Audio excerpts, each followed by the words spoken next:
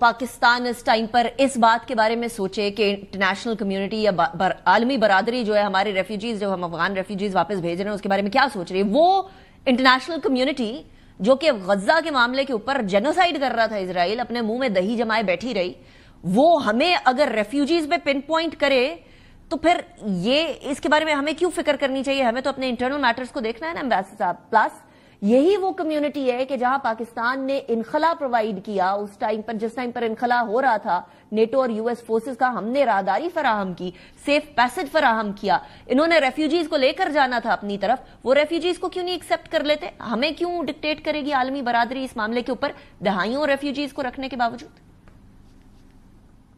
ये बिल्कुल बड़ा वैलिड क्वेश्चन है। मैं वहीं पे था जब 2021 और 20, 21, 22 में, और जब तालिबान का टेक ओवर हुआ था तो हमने बड़ी तादाद में अफगानों को, जो वो चाहे किसी भी सेगमेंट से ताल्लुक रखते थे, उनको रिपेट्रिएट किया था थ्रू पाकिस्तान, इंसानी बुनियादों पर, ह्यूमैनिटेरियन बुनियादों पर। और बहुत से वेस्टर्न ममालिक ने, यूएस ने और बहुत से वेस्टर्न ममालिक ने, इंटरनेशनल कम्युनिटी ने हमें ये कहा था कि बहुत से लोगों को यहाँ से वो अपने मुल्कों में ले जाएंगे। कुछ लोग गए लेकिन सारे लोग नहीं गए, और पाकिस्तान के ऊपर अब वो बर्डन भी बने हैं।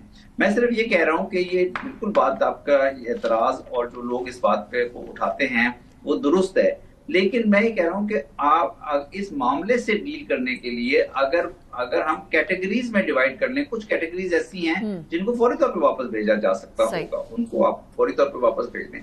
जो कैटेगरीज जरा ह्यूमैनिटेरियन बुनियादों की वजह से उनकी डिमांड ये है कि उनको थोड़ा सा फेज्ड विथड्रॉल करवा दिया जाए, उनका फेज्ड विथड्रॉल करवा दिया जाए। जो लोग पैदा यहाँ हुए हैं, वो कुछ ऐसे भी लोग हैं जो अफगानिस्तान उन्होंने कभी देखा ही नहीं, वो पाकिस्तान में पैदा हुए, उनके लिए कोई जरा डिफरेंट पॉलिसी रख लें। लेकिन पॉलिसी ऐसी होनी चाहिए कि पाकिस्तान और अफगानिस्तान के रिलेशंस जो है लॉन्ग टर्म में, आज से 40-50 साल पाकिस्तान अफगानिस्तान के क्या रिलेशंस होंगे, उसमें इन पॉलिसीज का क्या इम्पैक्ट होगा, उसको जरा हमें मद्देनजर रखना चाहिए। So I agree largely कि जो भी पॉलिसी होगी उसके आगे कई दहाइयों तक इम्पैक्ट होंगे, लेकिन जरा कुछ दहाइयां पीछे भी चले जाते हैं एम्बेसडर साहब।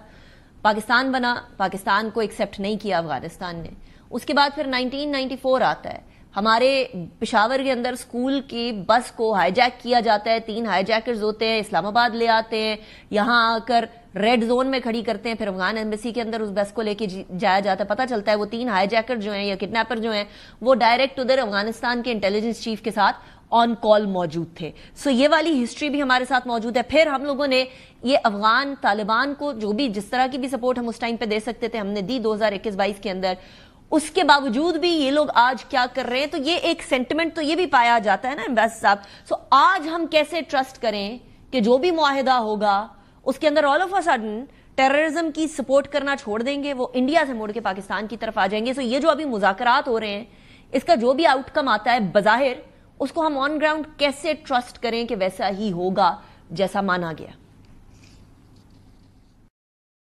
अगेन बहुत ही वैलिड आपने नुक्ता उठाया है हिस्ट्री से। अगर आप 1947-48 से पाकिस्तान अफगानिस्तान की रिलेशन देखें आज तक, तो इसमें इस्लामाबाद और काबुल एक दूसरे के जो नजरियात हैं वो एक दूसरे के से मुतसादिम रहे हैं कई मामलात में, चाहे वो ड्यूरेंट लाइन का मामला हो, चाहे वो पश्तूनिस्तान का मामला हो अफगान जिहाद से पहले, बाद में फिर अफगान जिहाद भी रहा, तो दोनों ममालिक की एजेंसियां वो एक मुख्तलिफ बिल्कुल जावियों पर काम कर रही थी, बिल्कुल मुख्तलिफ नजरियात, मुख्तलिफ पॉलिसीज पर काम कर रही थी।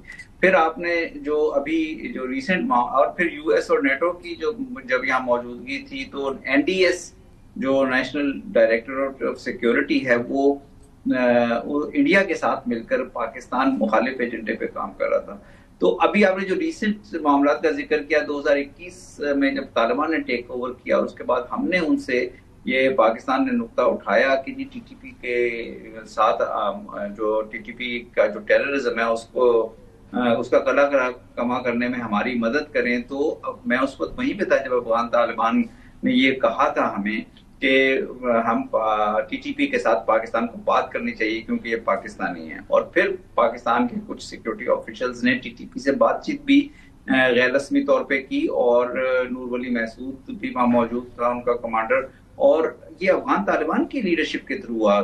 ان کے جو انٹیریئر منسٹر ہیں ملا سراج الدین حقانی، انہوں نے فیسیلیٹیٹ کیا سارے پروسیس کو. اور ہماری بھی یہی توقع تھی کہ انٹینشن یہ ہے کہ اس معاملے کا حل تلاش کیا جائے، نہ کہ صرف اس معاملے کو طول دیا جائے. لیکن اب گزشتہ 3 سالوں میں جو ٹی ٹی پی کے جو ٹیررزم پاکستان میں بڑھا ہے اور پاکستان میں شہادتیں بہت زیادہ ان کا نمبر بڑھ گیا ہے، تو پاکستان کے لیے معاملہ تشویشناک تو ہے.